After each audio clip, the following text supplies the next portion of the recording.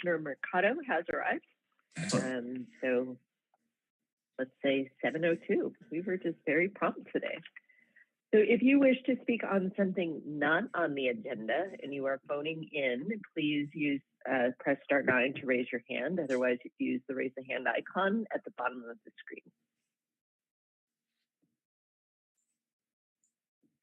And no one wishes to speak. Excellent, thank you. We'll now move on to the consent calendar, which has one item, the minutes from March 29th, 2022, the San Rafael Commission meeting on that day. Are there any comments from the public on the consent calendar? Leslie? If you'd like to speak on the item on the consent calendar, which is the minutes, again, if you're dialing in, please press *9 to raise your hand. Otherwise, use the raise the hand icon at the bottom of the screen. And no one wishes to speak on the consent calendar. Okay, thanks, Leslie. All right, if there are no comments from the commission, I would entertain a motion for approval.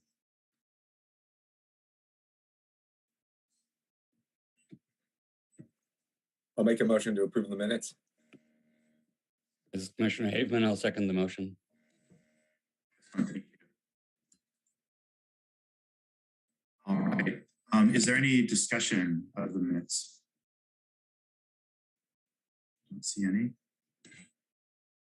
Okay, great. Leslie, would you mind taking a roll call? Yeah, with a motion by Commissioner Mercado and a second by Commissioner Hageman. Commissioner Harris. Commissioner Harris is yes. Commissioner Hageman. Yes. Commissioner Mercado. Yes. Welcome. Commissioner Samuzzi. I will abstain. Vice Chair Saudi. Yes. And Chair Previtali. Yes. Excellent. Thank you. Motion carries. Thank you. All right, we'll now move on to the public hearings. We have one item, and it is 88 Vivian Street, which is a 70-unit residential development. And this development requires the demolition of the existing country club bowl, at which I have bowled. So sorry to see it go. I understand things change. And the construction of 70 for-sale residential units, including 6 available to low-income households in 14 separate buildings. The project planner is Crystal Rizzi, and she is a contract planner for the city. And Crystal, could we receive the report about this project from you? Absolutely. Thank you, Chair and members of the Commission. As mentioned, my name is Crystal, and I'm the project planner that will be presenting to you this evening. So let's go ahead and get started. So I'm going to begin for the benefit of the Commission as well as the public in attendance this evening, I'm going to start by providing an overview of the Planning Commission's role at tonight's hearing. Following that, I will provide a brief presentation of the proposed project, the Design Review Board's recommendation, public comments that we have received to date, the project's consistency with applicable guidelines and standards, and we'll conclude with a recommendation and discussion of some notable conditions of approval. So at tonight's hearing, the role of the Commission is to consider whether the project is consistent with the applicable regulations, guidelines, and standards, taking into consideration the analysis that's contained in the staff report, the staff and applicant presentations, and any public comments that are received. If appropriate, the Commission should revise proposed conditions included as Exhibits 1 and 2, or add any conditions that may be deemed necessary. Staff would like to note that under Government Code Section 65589.5, when a housing development project complies with objective general plan, zoning, and subdivision standards, including any design review standards, the project cannot be denied nor conditioned to be of a lower density unless there is substantial information demonstrating that the project would have a specific adverse impact upon the public health or safety, and that there are no feasible methods that would mitigate those impacts. So as proposed, the project would demolish the existing bowling alley and associated site improvements and would construct 74 sale condo units, which is inclusive of 6 low-income units. As mentioned, the units will be provided in 14 separate buildings, which are comprised of 6 different building types, containing 7 plan types that range from 1 to 3 bedrooms. The base density at this site is 59 units, and the project is providing the 6 affordable units, which is 10% of the total base density. And as such, the project is then eligible for a 20% density bonus, so 12 units, and that is how the 70 units is being achieved. Outdoor amenities and open space are proposed throughout the project site, and there are 2 vehicular access points, including one on each project frontage, so both Vivian Street and Belvedere Street.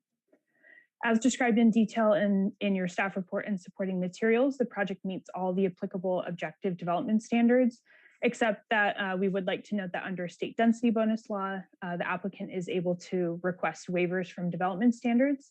So the project is requesting waivers to increase the height of the buildings above the permitted maximum height of 30 feet, and is also eliminating the requirement for a community or recreational center building, which would otherwise be required as part of the city's subdivision ordinance.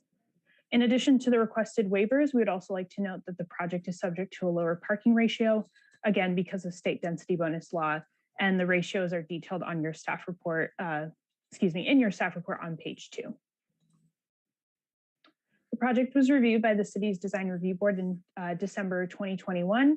That hearing was continued to March, and then at the March meeting, the DRB did recommend approval of the project with 3 conditions, including those related to improving the building entrances along Vivian Street, the modification of the proposed material of planter boxes also along Vivian Street, and then relocation of one of the open space areas, which is located immediately adjacent to building 9.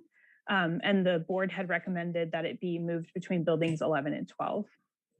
The former 2 conditions have been added as conditions of approval. However, the latter was not included because the applicant has determined that it would be infeasible, and they will discuss that later on in their presentation.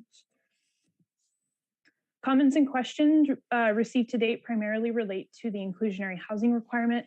That was mostly questions that individuals had about what the requirement was and how the project was meeting that, as well as concerns and questions about parking and traffic. I would like to highlight traffic here because I know that is a major concern to the community. And then just want to mention that as detailed in the staff report, there was a traffic analysis that was done, and it reviewed the traffic that would be generated by the proposed housing project as it compares to the existing bowling alley on site, as there are already trips associated with people coming and going from that site. And so the analysis looks at what is the difference between those 2. So as detailed in your staff report and Exhibit 5 specifically, the project is consistent with the applicable general plan policies, including those related to the project being compatible with surrounding development, both in design and use, and including any necessary buffers, such as landscaping or fencing, as well as policies that seek to provide more housing options, including for sale and affordable units, design-related policies, and policies that aim to increase housing density.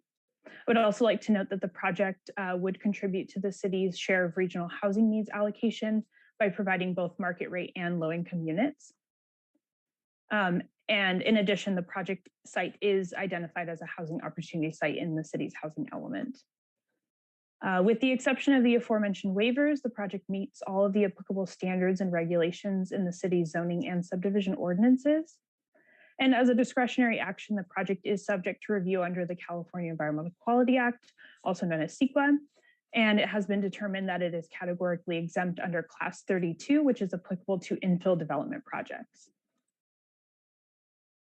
So based on the project's consistency with the applicable guidelines, regulations, and standards, staff is recommending that the commission approve the requested use permit, environmental and design review, and tentative subdivision map applications with conditions as presented in Exhibits 1 and 2. I would also like to mention that the commission has the option to approve the project with any additional modifications, can continue the hearing to a date certain or uncertain, or deny the project if substantial evidence demonstrates that, as proposed, the project would result in adverse impacts to public health or safety. I would like to point out a couple of conditions that that do need some revisions, and I do apologize for these errors. The first one is in Exhibit 1, and it's use permit condition 5. So it should just be revised to eliminate the requirement for City Council approval of the BMR agreement. This project is not subject to approval by the City Council, so it would just be city approval. And as you'll note, it would be at the same time that the final map is approved. And then the other one is environmental and design review condition 1. This was an error on my part. And again, I do apologize. That was a carryover from another project. It's a standard condition of approval that's essentially just saying what it is that we're approving. And so that just needs to be revised to reflect the subject project. And then finally, I would like to point out use permit condition 45D.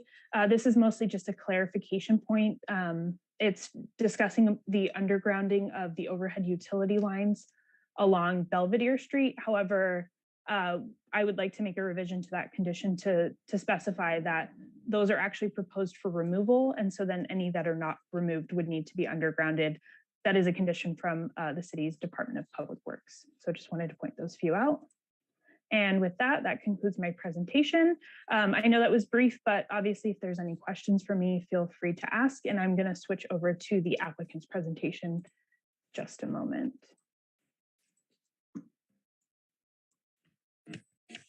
Okay, thank you, Crystal.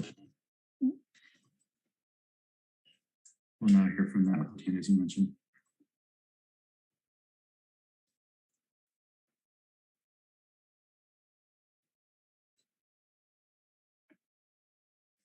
Okay, Please go ahead. If you wouldn't mind introducing yourself. no problem. I'm Matt Ashton, president of Ashton 3. And Crystal, I wanted to thank you. It's a great introduction and great job on your part, as always. And good evening to the esteemed members of the Planning Commission. I'm joined here on this call by A3's owners, Taylor and Colin Ashton, our architectural team of William Hesma Halch, which is comprised of Denise Ashton and Mike Cantrell, Muriel Patel of Studio Pad, our landscape architect, and Ryan Bittner, who's our civil engineer, to help assist in answering any questions you may have for us at the end. On behalf of our entire team, we do appreciate the opportunity, and we're very excited to present to you tonight this new 70-unit for-sale residential development. Chris has done a great job outlining and covering most of the material that I will be discussing to you tonight, but I just wanted to elaborate a little bit more on the continuity of the project design, DRB's influence, and how we incorporated their recommendations and suggestions, and ultimately how this project fits with California's new housing crisis and needs throughout the state of California. So as we only have 10 minutes, as the city has requested that I keep it short and brief, I'll try to just dive right into this thing as best as possible here. I want to do a broad brush of the constraints that we were faced with the beginning of this project and just how we've kind of overcame and where we are today. The first constraint would be this project is mapped in the AE floodplain zone, which if you looked at the FEMA maps, it categorizes the entire canal district as being encumbered by this zone, which was put in place to ensure that each new development would be protected by the rising sea level and or the 100-year flood. Throughout process of the city, we were able to satisfy this condition by removing any ground floor habitable space and lifting it to the second and third levels of our project. Constraint 2 was fire access. As you guys know the area very well and you've seen the site and walked the site, you know that the site's bounded by two long major one thoroughfare, one long street of Vivian and Belvedere, which already inherently provides adequate fire access to the site as is.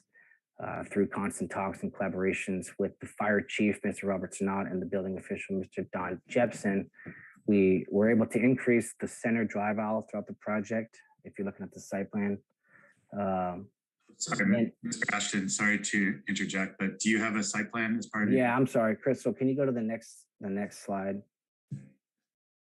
Next one down. There we go. So you can see this was the first site plan that we brought to DRB. You see the main drive all the way across through countless works. As I get through my presentation, you'll see the difference. But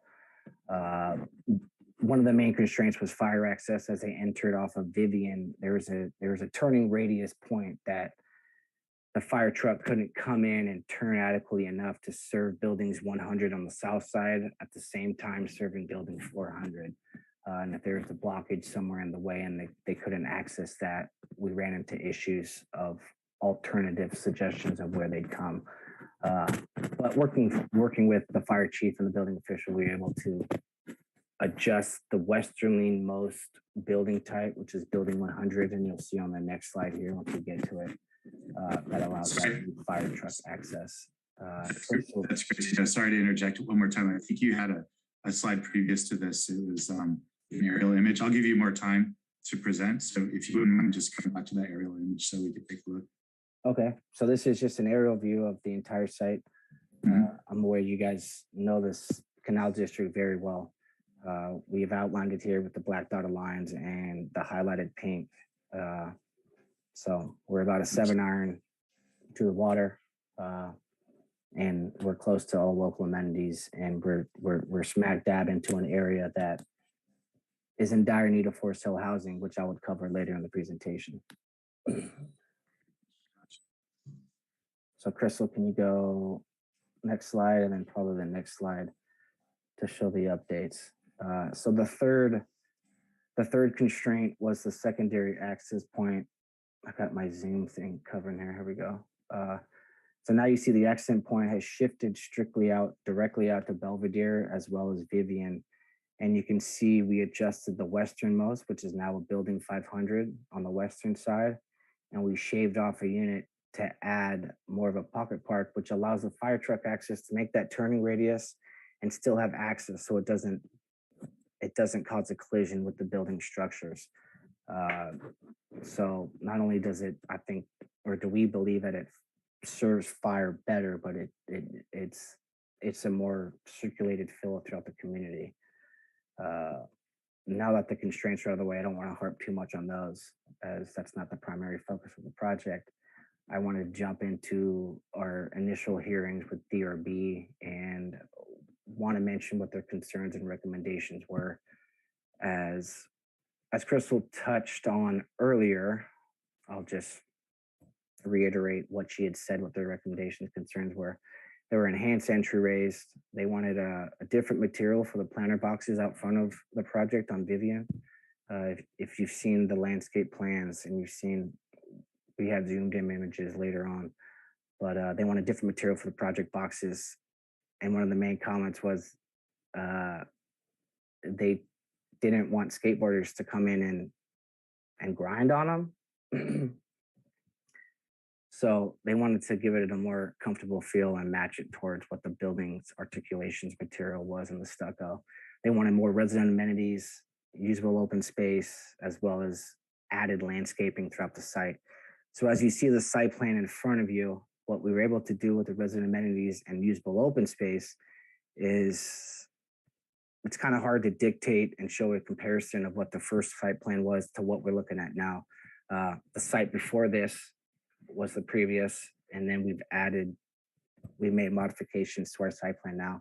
So on the western side, we added to building 500, you'll see a little pocket park that allows amenities, that allows neighbors to come in and kind of congregate and sit down at their leisure and just kind of do whatever they want.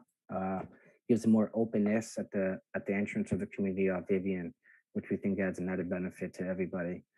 The second portion of increasing and adding value to the open space is we increased the primary open space, which is in between the two building 100s. We've increased that immensely, added square footages. DRB wanted to see a little bit more amenity tailored towards kids and families. And if I brought my 5-year-old here, how do I entertain them? So we added a little jungle gym there to the southerly property boundary line, added a little fake AstroTurf or I guess real astroturf, fake turf area to this spot where you want to bring your dog or you want to just roll around and I don't know, wrestle, sit down, get some raised. You can. Added a pergola with some barbecues and some benches that enables and promotes a more community feel to have everybody kind of come together as a community, host a family gathering, host a community barbecue, whatever it may be, and they can do so in their own backyard essentially. The other DOB request is to kind of spread out this open space throughout the project as a whole. So in comparison to the previous plan that you saw on the previous slide, there were 4 or 5 parking spots installed. DRB suggested since we didn't need the extra additional guest parking, that they wanted to see more open space and wanted it to allow the residents to enjoy more space and not just their backyards or the primary spot. So we did away with that guest parking and added open space there. And then if you go more towards the east, all the way down to Belvedere, I think is our most creative component of the project is we're able to modify that existing building type and really tailor it towards that young professional and make it the 1-bedroom units, but at the same time, add a softer feel if you're going to come or go along Belvedere that allows the residents, if you're going to catch an Uber, if you're going to go take an Uber or Lyft down to downtown San Francisco, or wherever you may be going, that you can order the Uber, order the Lyft, and at the ease of kind of their expertise and their drivers, you can sit out here on the tables and wait and not feel sketchy and not feel that you're standing in the middle of the night by yourself next to somebody's home, but you're standing in your community at a park that promotes exactly that. Again, one of the DRB's suggestions was to add chess and checker tables to some of these picnic tables that we have plotted here, and that's what's going to be shown, and that's what we're going to do. It's going to be more of an intimate feeling for the residents that live here. And the last was the landscaping throughout the site. Chris, if you want to go to the next slides, here's an enhancement of our open space and landscaping that we're providing. You can see throughout the project, we've added not only more open space, but we've added a lot more greenery. We've added the larger trees, the larger bushes, the larger shrubs. And we've added garden walls and more of a softer feel. One of the comments that the DRB was harping on was, if I'm a resident here and I step out of my front door and I go to my community and I want to walk 3 doors down to my neighbor, what am I walking out to? It's just concrete and alleyways, not lit up, dark. And we took that to heart, and we were able to come to the drawing board and added a lot more greening walks, more streets, which are, I'm sure you guys are aware of what those are, but you walk out and it feels it's a softer landscape, just a more community, intimate feel of sense of being home. Nobody wants to act like they're walking down a street to get to their neighbors. It's actually you're walking through your community that you're so proud of, kind of feel. Chris, if you want to go to the next couple of slides here, you can see the visuals a lot more clear, I think, when we're showing it. If it's looking a little distorted, I apologize. But with that being said, we were able to incorporate all of DRB's recommended modifications, except for one, as Crystal touched base on earlier, was, I'm sorry, Crystal, previous slide, 2 slides. That pocket park that you see there on building 200 on building number 9, if Crystal's going to circle there, DRB recommended that they wanted to see it more centralized and kind of put it in between building 11 and 12. And as much as we would like to do that and wish we could have done it, the southerly property boundary line there of building 7, 8, and 9, as Chris was kind of outlining there, there's a jog in that southern boundary line that protrudes into our site that just didn't make it feasible to do so. It would have pushed our buildings more into the street, and it would have caused a whole different slew of problems for fire and the building officials. So we felt it best to accompany their decision of adding more open space, but at the same time leaving it where it was. I guess this is great because I'm just going to talk about the site plan, Chris, so we can keep it here.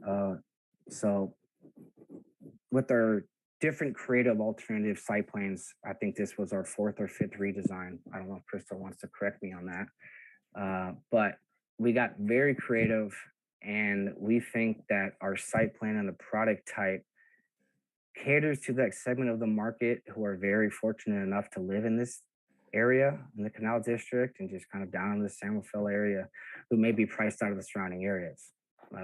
As it lends the opportunity to live in a more vibrant yet urban setting, but still be able to work and commute in the downtown area. Future residents will have access to hundreds of local amenities and is in very close proximity to all major airports and job hubs. And again, we feel this project fits perfectly in this district, which this district is trying to promote and pushing more housing, more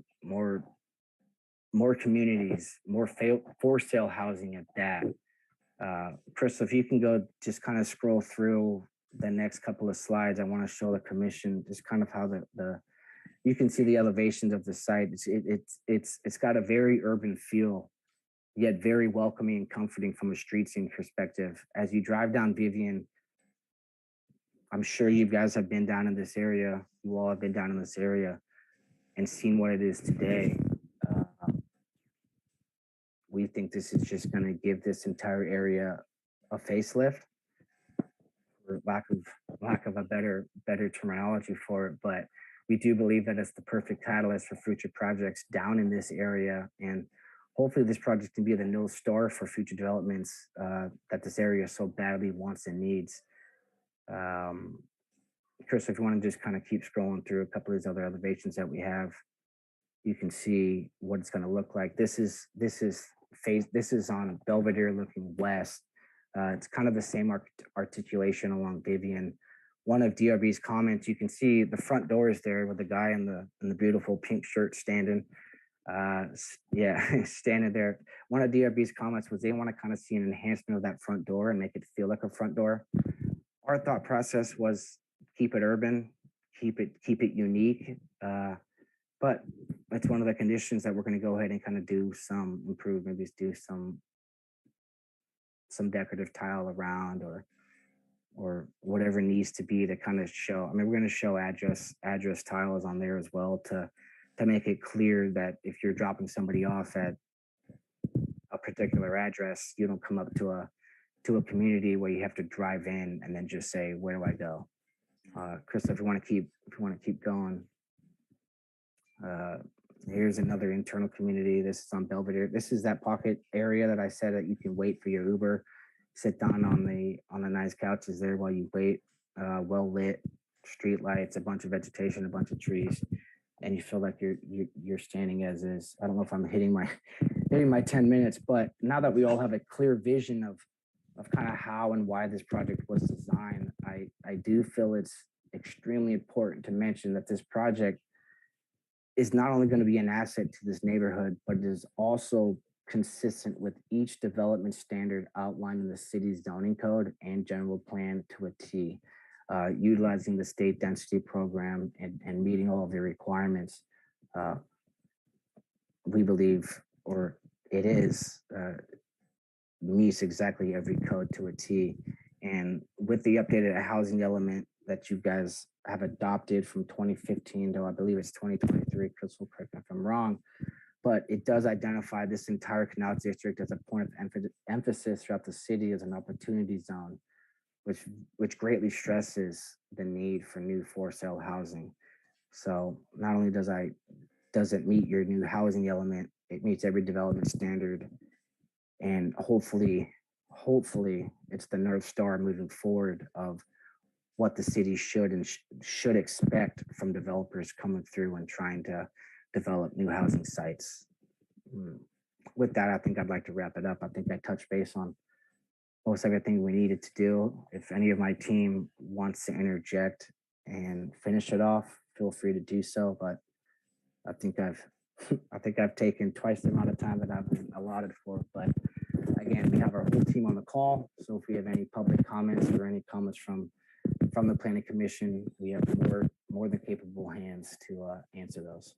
So thank you for your time, and I appreciate it. Thank you, Mr. Ashton, appreciate it. Okay, so now we'll ask for questions from the commission of staff or the applicant.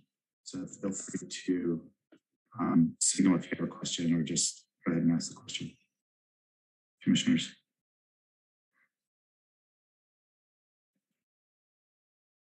I don't see any questions. Actually, Chair Previtale, I do have a couple of questions. Please go ahead. One has to do with parking. Am I right that all of the 2 or 3 bedrooms have a 2-car garage and the 1 bedrooms have a 1-car garage? That's Right. correct, yes. Okay, and we think that's sufficient? Well, I guess that's, I don't know that I can say what is and what is not sufficient, but the density bonus ratios are less than what the city, city kind of requirement what it would be. You will see on the table, I don't know if this is helpful, but in the table that we provided in the staff report, using the ratios from state density bonus law, that would require 105 spaces because the 2 to 3 bedroom units require 1.5 parking spaces, but they're providing 136. So I don't know if that's helpful, but. Yeah, I think that's helpful.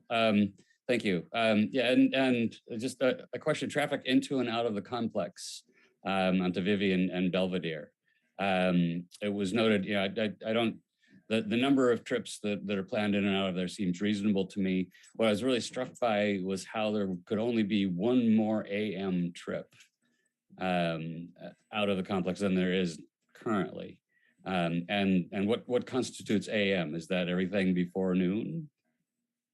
Right. So the AM, not before noon. Let me pull up I have the traffic study here, if you'll give me just a second, but it is a specific time and it's associated with the commute and school drop off time.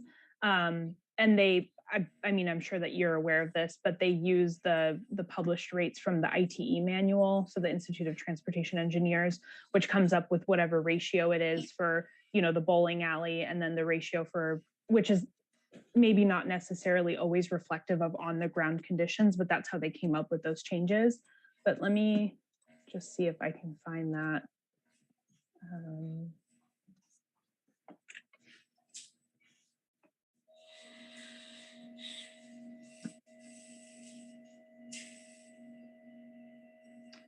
Give me just a second. Too many files open. That's PDF fine. is trying to crash. I can find it and then follow up with you in just a couple minutes if that's okay. That would be fine. I'm curious as to what accounts for all of the AM trips out of there currently. If you don't have an answer off the top of your head, that's fine too. I don't, yeah. Okay, and I just wanted to clarify, are we granting waivers now for both the height and the emission of the community center? Correct. Yeah. So that would be as part of this, part of the project. And and I can maybe have Leslie jump in with this because I think her knowledge of density bonus is a little bit better than mine. But from what I understand, waivers and concessions are different. So they did not need to do a pro forma for any of the waivers that they were requesting. They can essentially just request a waiver and then it, unless there's a good reason that we can find to not grant it, then we're kind of limited in that ability to not allow it. Okay. Correct. I'm just going to emphasize that the waivers are part and parcel of the density bonus project and are pretty much allowed by right to accommodate the affordable housing project. Okay, great. That's all I have. Thanks very much. Okay. Great. I have a couple questions, and this is more just informational for me because I realized that I'm in favor of this project, and they're conforming obviously to all of our requirements. But I'm wondering, Crystal or Leslie, if we have, if you could sort of give us an idea of where the closest public transportation hub is, like bus stop or whatnot, and also where the closest park and community center is. Just sort of curious to understand how development is playing with those locations. Do you have a sense of that?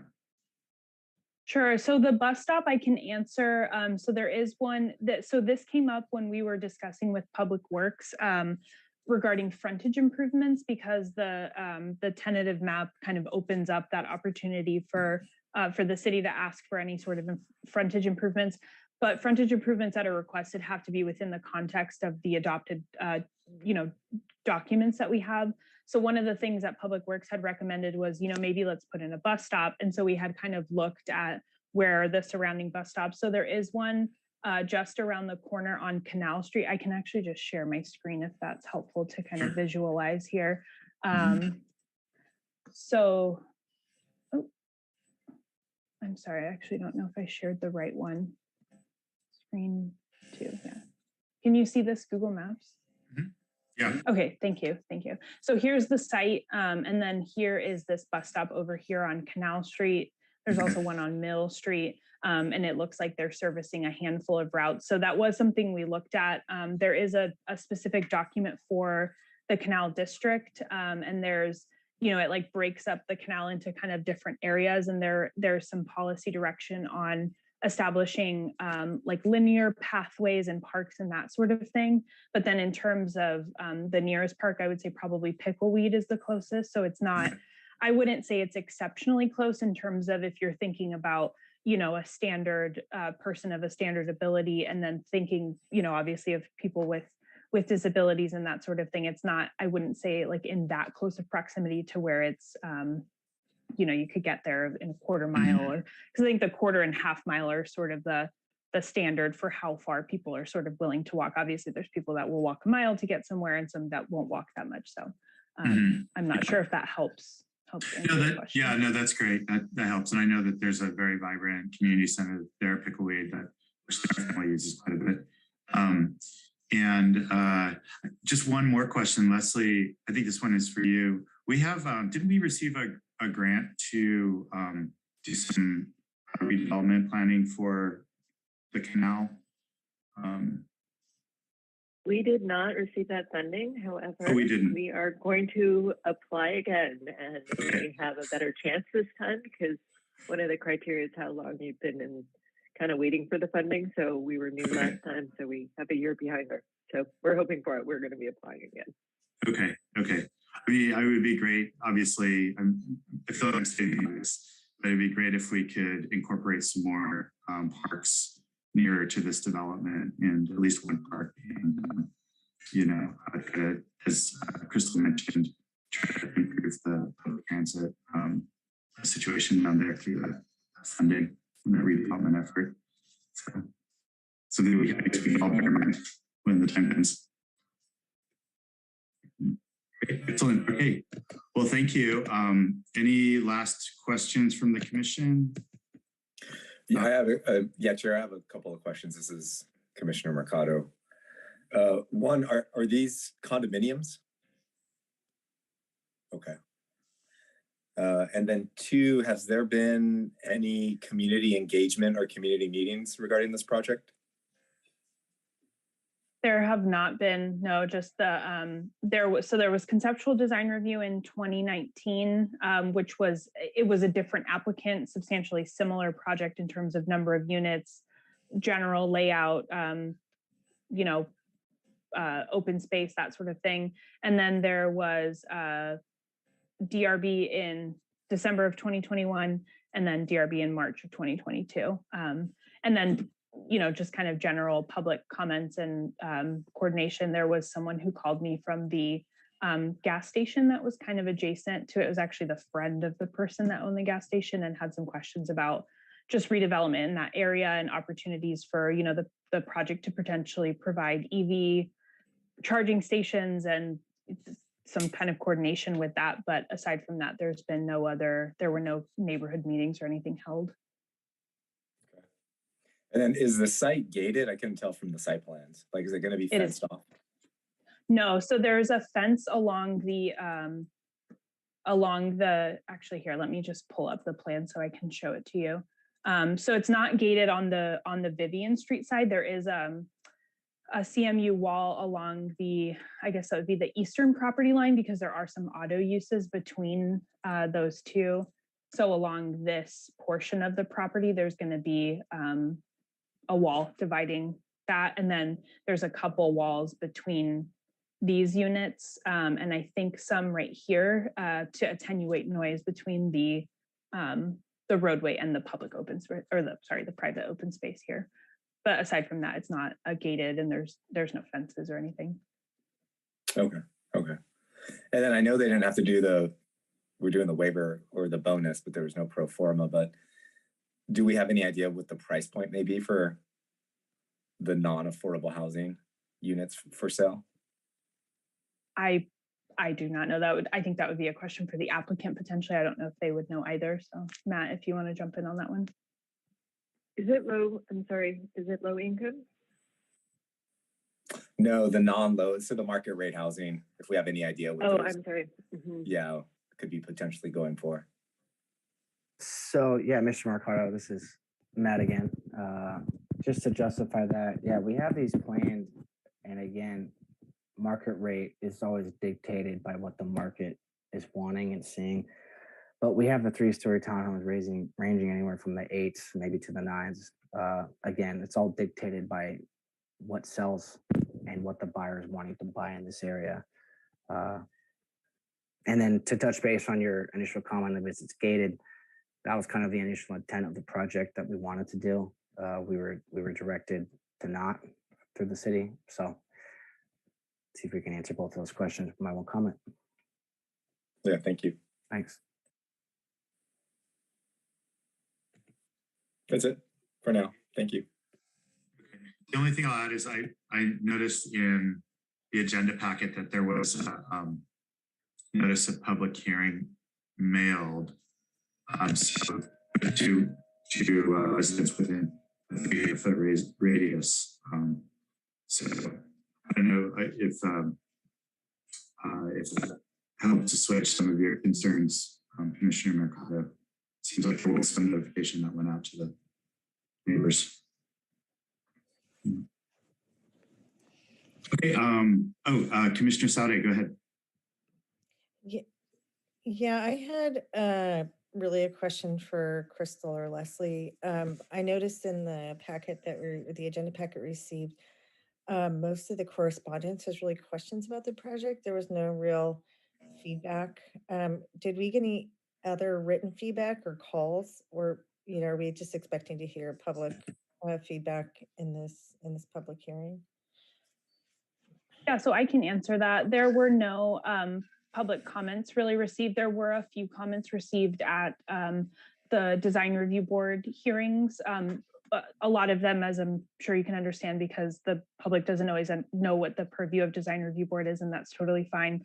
There were a couple comments received about traffic and concerns about intersections sort of in the area and just their low level of operation, and some concerns about emergency and emergency evacuations if those were to occur. And so we tried to address those in the staff report, with the traffic analysis and that sort of thing. The city, as I'm sure this board knows, because you guys have probably seen it, is that the general plan was adopted recently, I think August of last year, or the year before. And so there was an EIR that was prepared as part of that. And unfortunately, it's kind of just this area is encumbered like a lot of the Bay Area and a lot of the city. And so it was just acknowledged that those intersections were going to operate unacceptably in the terms of the level of service and the delay operation and that sort of thing. So a couple of those comments were received at DRB.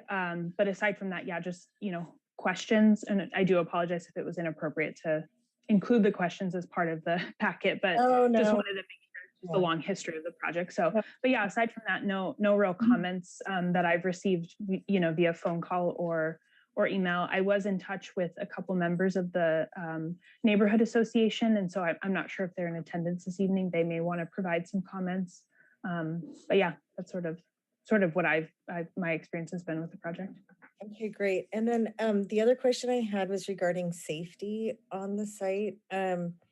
We know that, like, I mean, when we reviewed other sites on this in the canal area around this area, not necessarily more towards the housing, there's, you know, obviously concerns about safety because there's a lot of people going in and out of that, you know, more commercial zone throughout the day and night. So with the open central driveway and then some of those parks, like how is the applicant addressing, you know, public safety and the safety of the residents within that area, like between buildings and? Right. So I can, I'll kind of start with some of my thoughts on that. And then if the applicant team wants to jump in, they're welcome to do that. So one thing is just through lighting. And then I think the other big thing about this project is that it does have kind of that eyes on the street element of it, where the majority of the parking is is not facing the public right of way. And so you're not putting a use that is inherently less activated, I guess you could say. So there's those kind of open balconies on the second floor. Obviously, I know that doesn't deter, all safety issues, but I think it does help in that sort of idea that when people are activating public spaces, there's less likelihood that some of that activity may go on. So those are kind of my initial thoughts, but Matt or anybody else from the applicant team, if you want to tack on to that, you're welcome to. Yeah, very well said. Those were my initial 2 points. I guess the only thing I can elaborate on that is every new community is going to be predisposed of whatever's going on in their current neighborhoods that they're living in. And I will say, to Crystal's point, you do want to have that community feel, which is why we kind of added the landscape and just the internal local amenities, that you want that sense of community, that everybody has eyes on each other and everyone's looking out for each other's backs. Can I say what the exterior public may or may not do? I can't speak to that, but I will say we've done countless photometric plans, which are lighting studies of the entire community and how it's going to look like from the outside as well as internally.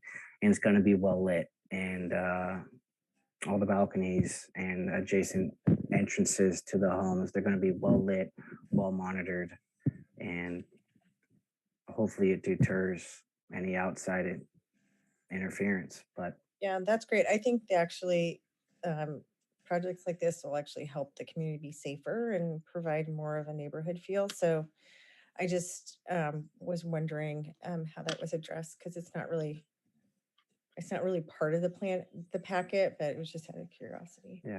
yeah, very valid. Thank you.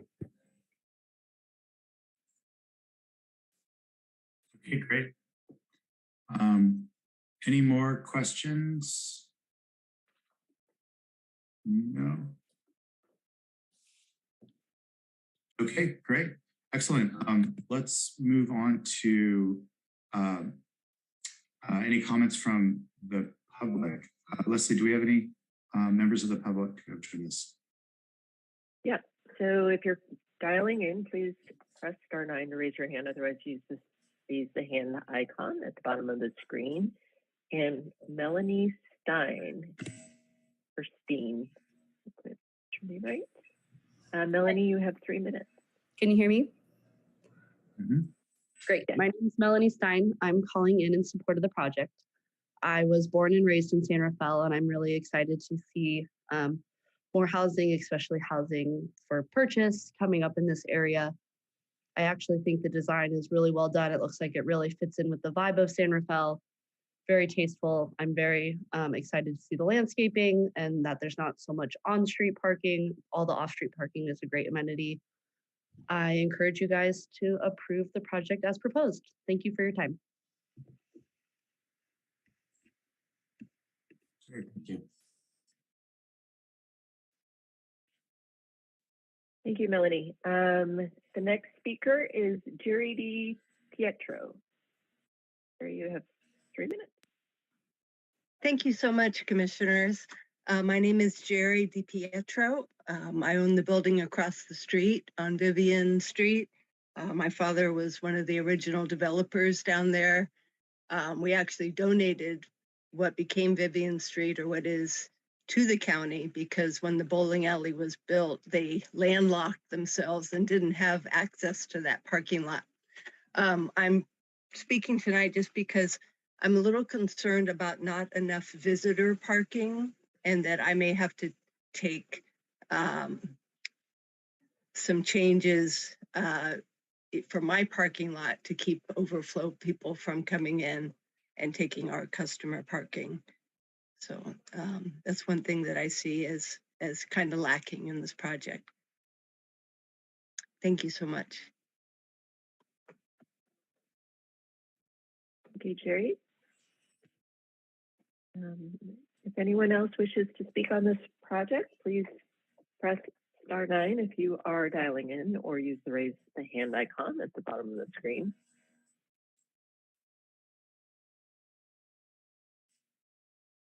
Give you all a few seconds. And no one else wishes to speak. Okay, great. Thank you. All right. At this point, we will close the public hearing, and we'll return to the commission for any follow-up questions. So I will call on each commissioner individually to find out if you have follow-up questions. So, Commissioner Harris, do you have any questions? No questions at this time. Thank you. Okay. Commissioner Mercado? Thanks. Yeah, I guess a couple of things. The visitor parking overall, I mean, the canal is super impacted. And this is a pretty high density use in the area. Garages for the units. So one of the things that was jumping out at me was just, this area seems to have a lot of multi-generational housing with very high use in each unit. So one thought was whether these would be owner occupied, or if these are going to be rented, that's going to enhance that. I didn't realize how much the visitor parking, what the space allocation was. Is that in the staff report? The number of parking spaces is in the staff report. Yeah, I saw the total. I didn't see if there was a breakdown. I don't recall seeing visitor parking either. There is not, and that, and Leslie, maybe you can jump in if I get this wrong, but the reason for that is because it's a state density bonus, or a project utilizing state density bonus. It's subject to different parking ratios, and so it sort of gets rid of that visitor parking. I completely understand the concern as well, and I realize that's challenging when you kind of have, kind of conflicting, but that's why it's not in there. I don't know that it would be helpful, but I'd be happy to look up the code section for you that would list that visitor parking, but I don't know that that's really that relevant at this point, but happy to do it if it helps. No, thank you. I mean, I think the difficulty here as a planning commissioner is that we're so constrained by state requirements, right? So the applicant's utilizing the site the best they can and what the state's asking for. What's jumping out at me is just that there is a parking issue that's unique to this area that isn't a codified issue, right? The state has no idea. We know what it is, but really there's not much we can do. There's going to be an impact, in my opinion, to the community when the site goes up. Not at the fault of the applicant, but just the fact that this community is severely in need of additional resources. So that's the inherent challenge that I just feel like as a commissioner, I need to put on the record to say, that's going to be a problem we're going to face once this is up and running. And those owners living there are going to deal with that. The adjacent owners are going to deal with that. And I've been involved in many projects where that's just a common issue. So what I would hope is just we keep that in mind for the collective good of this area, that's just something we're going to have to deal with. But again, I don't think we can't condition the site. We can't restrain it. It's just, it is what it is. So that was sort of just the one visitor question. Chair, do you want just questions for now or general feels? What would you like in this part of the discussion? Yeah, this one is still questions, and then we'll move on to discussion after that. So let me finish just kind of going around the round robin, and we'll move on to discussion. Mr. I was just saying, I had one more on the affordable housing. I don't know if it's in the site plan or not. Are they designated? Do we know where those units will be? They are designated, yes. And there, I'm sure, as you know, there's in the code there, it talks about the unit mix and location. Yeah. So that would be approved through the BMR agreement. That would happen later. But certainly if you, I mean, I know that we're not at the comment stage right now, but if you had comments about the location and distribution of the unit types on those, I think that both the city and the applicant would be happy to hear those. But yeah, so those are noted, I think, on the site plan. It's like the second or third page of the plan set. Okay. And Commissioner Mercado, I wanted to mention, you had a question about the guest parking. Throughout the 4 or 5 iterations of our site plan that we've gone through the city with adding open space, or a lot of our different iterations had guest parking included, and we were trying to appease each department, whether it was public works, fire, building officials, and planning altogether. We ended up losing guest parking that was previously offered to accommodate everybody's recommendations and suggestions, and ultimately why we settled on this final plan. But that was in our minds, and that was initially offered, and ultimately we ended up on additional open space as opposed to parking. So okay, that's it. Thank you. Great, thank you. Commissioner Samuti, do you have any questions? No, I think that at a high level, I mean, I'm probably uncharacteristically silent because I don't think there's, from our standpoint, I don't think there's much that we can really have the scope to affect here, since they really check all the boxes. I think the issue that Commissioner Mercado raised is a very interesting one. And Leslie, I'm wondering, in what capacity can we push this point of discussion up to city council? Because I do think that there are some local discussions. I don't know if they need to be codified, but certainly considerations that need to be made about particularly redevelopment in this particular area and how we can address the parking situation. Because I think we need to have a more high level strategic resolution to this, so that we're not pushing it on individual developers to, like, you know, have to rectify what is an urban planning issue in this area. So I think that if we receive the funds to pursue to have a PDA for the Canal District and pursue a specific plan, that will go far in looking at it kind of holistically and what needs to happen. Unfortunately, I shouldn't say unfortunately, I think density bonus is actually a really great tool, but it does constrain cities, not just planning commissions, but councils as well. And as you know, balancing parking with housing, with open space, there's never enough land for everything we want. So, so the state has taken that choice out and has limited our ability for parking. Well, I would just, I would be helpful. I would also make a point that in Marin's particular case, you know, not to knock on the sacred cow, but in Marin's particular case, we have 83% of our land which is allocated to open space. So when we talk about space issues, especially like this, it does seem a bit absurd that we're going to hold on to allocating so much space when, you know, we have real people whose lives are being impacted, and our ability to make good on this idea of, like, you know, diversity, equity, and inclusion in particular in the community.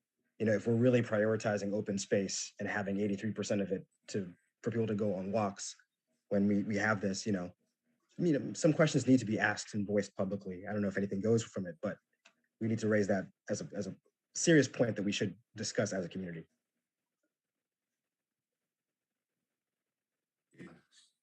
Thanks for those comments. Do you have any more questions? No, I think if we, you know, I think Leslie sort of laid out where we could potentially go with that. So I think that answers my question. Yeah, I'm hopeful for that. PDA. Chair Pipitali, I do want to mention that you skipped over Commissioner Haven. Yeah, no, I'm not done yet. So, Okay. and I think I'm not sure if I asked Commissioner Saudi if she had any questions. Did I already call on you? No, you know, I think that I don't know if I have questions as much as, you know, really reiterating what Chair Samutsi and and Chair Mercado have mentioned. I think, you know, we do, you know, aside from this, you know, contextually, what this project I think is achieving is creating, you know, much needed housing, but also hopefully starting a domino effect in that area and, you know, really opening the door for other developers to really invest in this community. I think we need to do it in a way that, you know, makes it equitable and allows the community to thrive and really address issues, obviously of parking. If I'm sure as most of you have, if you've driven in there, through there in a morning or evening when people are not at work anymore, it's really jam packed. And also for, you know, climate change. And I know we're looking at, you know, some ways to mitigate that in the canal right now, but you know, this community really creates a sense of culture it's a really strong cultural beacon for San Rafael. And I think we need to make sure that as it grows and as it evolves, that we're really looking out for the best interests of the community. And, you know, we're having a larger conversation around what's best for it and how we can continue to encourage really the vibrancy that exists there without, like, you know, sorry, bolstering it up without removing the vibrancy that exists and the fabric that exists. I don't know if that was as eloquent as I would have wanted to say, but I hope you get the point. Yeah, it makes sense. Okay, last but not least, Commissioner Haveman. All right, thank you. Questions? For Vitali. Yeah, so I want to echo the sentiments about parking. I'm very concerned, and I hope that we as a city can step back and try and address that, because it's a big deal. I'm also worried about you know, ultimately how many people will live in this development. If it's comparable to the rest of the canal, then it will be more than 2 people with 2 cars in each unit. So that just fuels the parking concerns. My question, though, has to do with the affordable units. I found the diagram with them articulated, and I love the fact that they're spread throughout the community. I'm wondering, are they all 1 bedrooms, or what's the composition of the affordable units? Yeah, so they are a mix. I can try. So it looks like there's one. I might get this wrong. It's color coded on the plans. Right. I'm sure it's listed somewhere. I can try to pull it up really quick, but I don't want to hold up the rest of the hearing trying to figure it out. But it looks like it's a mix of it's a mix of all the types of units that are available. So the 1, 2, and 3, and Yep. yeah. Yep, I see it now. Yeah, and that's great. Thanks very much. Excellent, great, thank you. I have a question about parking, and it's actually on the flip side. I'm sort of optimistic that parking may not be as big a problem, because it's actually going into an area that has that's mostly commercial now. Am I wrong about that? Is parking a problem in that particular part of the canal, particularly after business hours? This is a question for Leslie or Crystal. Like visitor parking particularly. I don't really know if it's an issue after hours. I do know that when we did conceptual review back in 2019, which again, that was, you know, under a different developer and a slightly different design, there are a lot of auto uses that are on the eastern, kind of on the other side where the eastern property line is. And a couple of those business owners were concerned that, you know, just given the nature of the businesses that they do have, there are people that come and drop off their vehicles because they're having them serviced. And so that was a concern. But in terms of after hours, I don't really know if it's as much of an issue. So that might be, you know, maybe someone that kind of spends a little bit more time down there. They could answer that question. But yeah, I think in general, the feedback I've gotten is that parking in the canal is just very impacted. So. Yeah, I think if I can interject, Chair Privatali, most of the people that live in that area need a car, need transportation to get to work. It's not like a lot of us who are able to take public transportation. And I also think that, you know, there was a point that was brought up earlier that really we should remember from Commissioner Haveman that, you know, if we do the calculations per unit, it makes it, I felt the same way. It makes it look like we have a lot of parking, you know, like who's going to have 3 cars per unit. But we really think about how these units may potentially be occupied at a higher density than what the calculations show. You know, parking will be an issue. It's just, it is what it is. And you know, that parking lot for the bowling alley was huge. And it never, I never remember it like totally full. But they also had that indoor soccer or the soccer, I don't know if it's indoor soccer or what, I don't forget what it's called, but that kept like a 24-hour use on that site.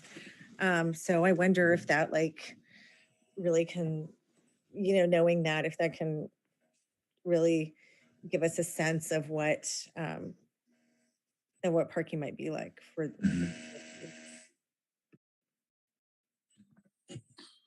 Great. Well, thank you, commissioners. We've sort of merged the questions with the discussion, but I'll just keep on going through the agenda. Excuse me, I'm kind of losing my voice. But at this point, staff, do you have any additional comment or advice for the commission about this project? I don't see any. Okay, great. At this point, we'll ask the commissioners if they have any final comments. So feel free to raise your hand. I'll add a comment. I just want to say that I'm in support of this project. I'm really sad to see the bowling alley go. I have young kids, so we've had a lot of good memories there. And I think it really was like a great community spot. And you know, if it is to go, I think housing is the right thing to put there. We are in desperate need of it. And I think creating for-sale housing in that area is great. I do hope that, you know, the larger discussions we have that maybe can't be solved within the project, but, you know, it should be addressed by the city, continue to evolve and that we continue to address those issues. But overall, I think it's a good project and will be good for the community. Great. Thank you, Commissioner. Any other comments or remarks? Yeah, I have a couple. I appreciate everybody's comments and staff again. Great job as always. There's so much changing coming out with housing. So I appreciate that. And the applicant did a good job giving us an overview. I think it's exciting. I was actually really torn about this project, and I'll highlight why. For me, I think if this is sort of what could be the goal of changing this area that's blighted and needs help, that's really exciting. But if we are looking at almost $1 million price point units, which in our community, it's probably what it's going to be, that's also a different lens that's going to impact this already very stressed out community. And so for me, it's all about the messaging that goes into it. And what jumped out at me tonight was that there's no community here. We had 2 comments. And as Commissioner Saudi said, there was just a handful of emails that came in. It blows my mind. And I get it. It's CEQA exempt, so you're not going to have a scoping session. Chair, you raised the right points. All the DRB, all of that was agendized. I'm sure language appropriate. But I just think if this is the anchor of what's going to be in the canal, that it needs to be, because it needs housing, It needs community development.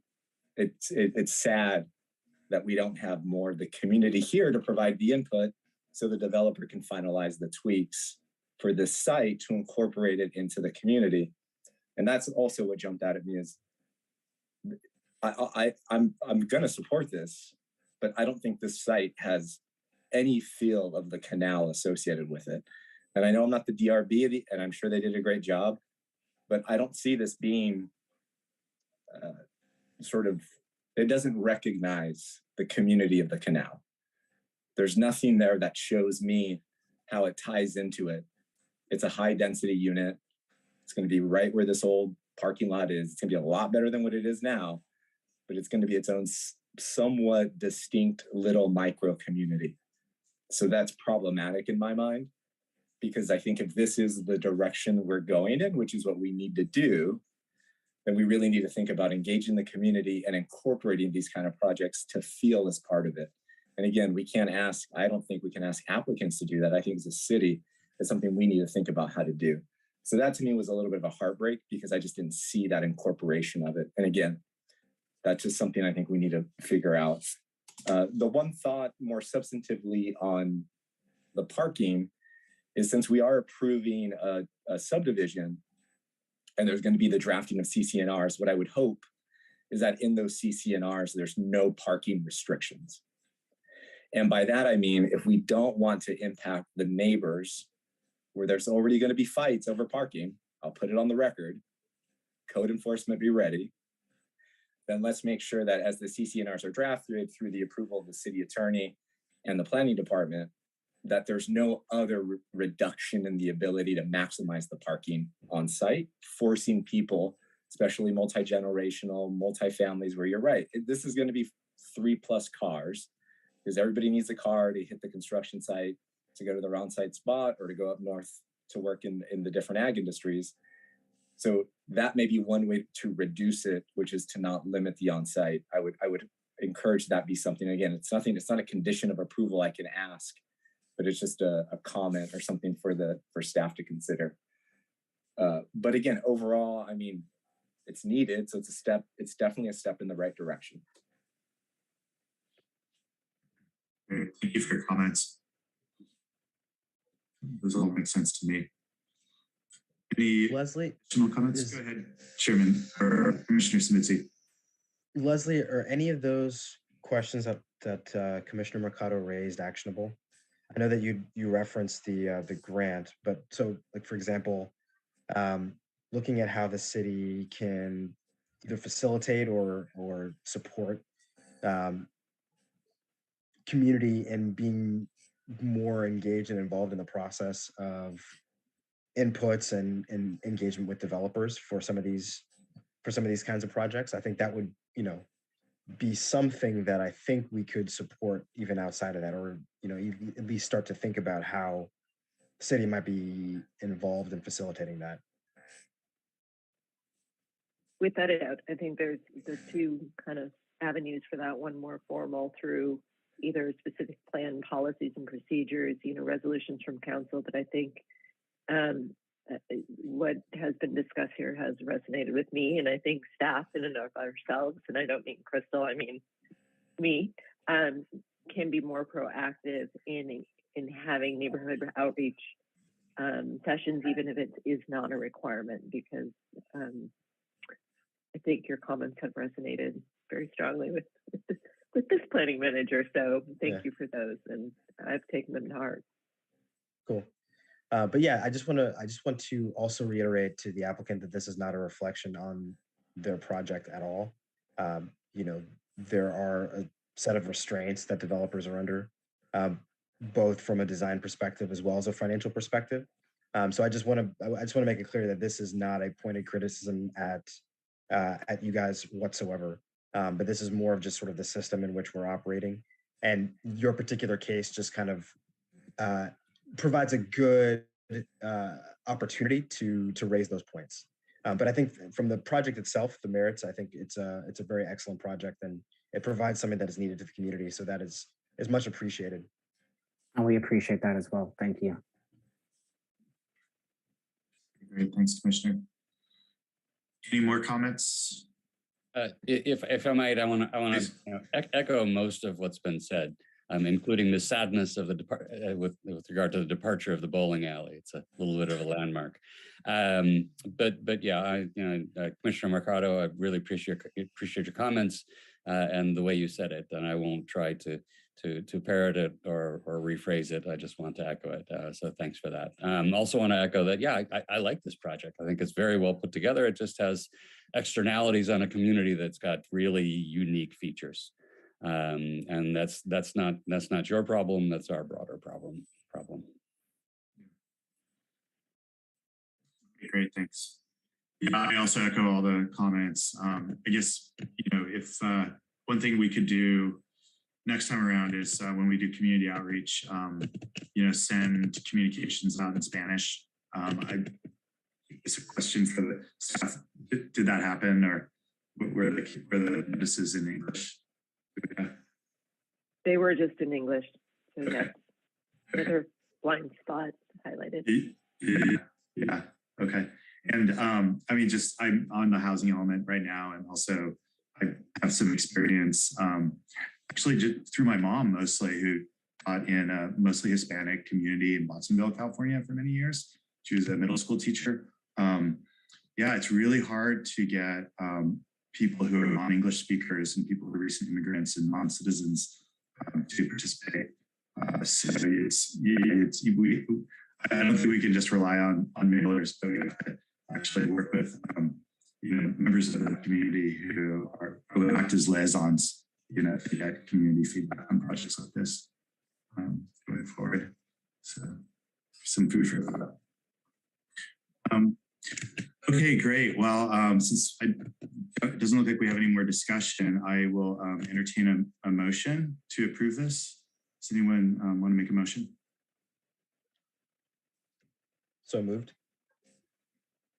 Thank you. Do we have a second? I'll second the motion. Okay. Excellent. Thank you. All right. Excuse me.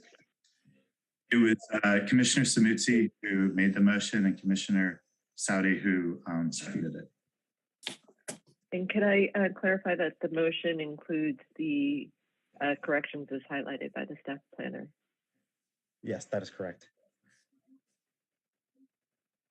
Thank you. All right, excellent. Leslie, would you mind taking a roll call? I'd love to. Commissioner Harris.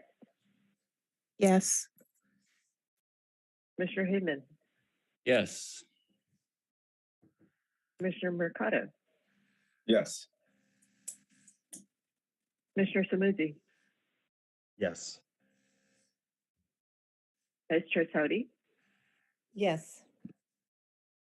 And Chair Prabhatali.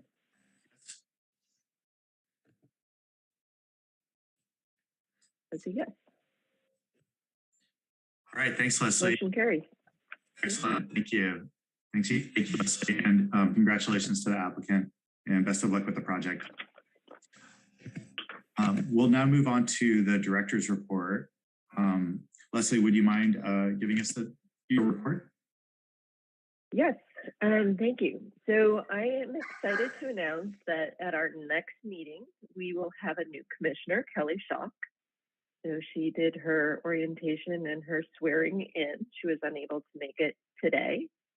So she will be there, and we will have a meeting, which will be on the 24th. At that meeting, we will have the draft, I guess we can call it the SB9 ordinance, or ordinance to implement provisions of SB9.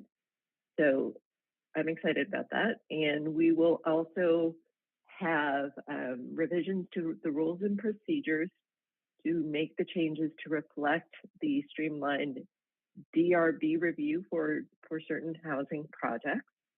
And since our new commissioner will be there, we'll also take the opportunity to elect the DRB, or to parse out the DRB liaisons for the second half of the year.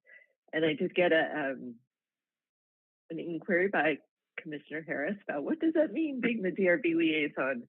And we can go over it next meeting, but it's my understanding you attend and report back to the commission on any exciting developments, and as an attendance, you're just literally in attendance, not as a panel. But I'm also going to, you all have done it, so I don't know if you have anything more to say about being the DRB liaison, and I just reported back.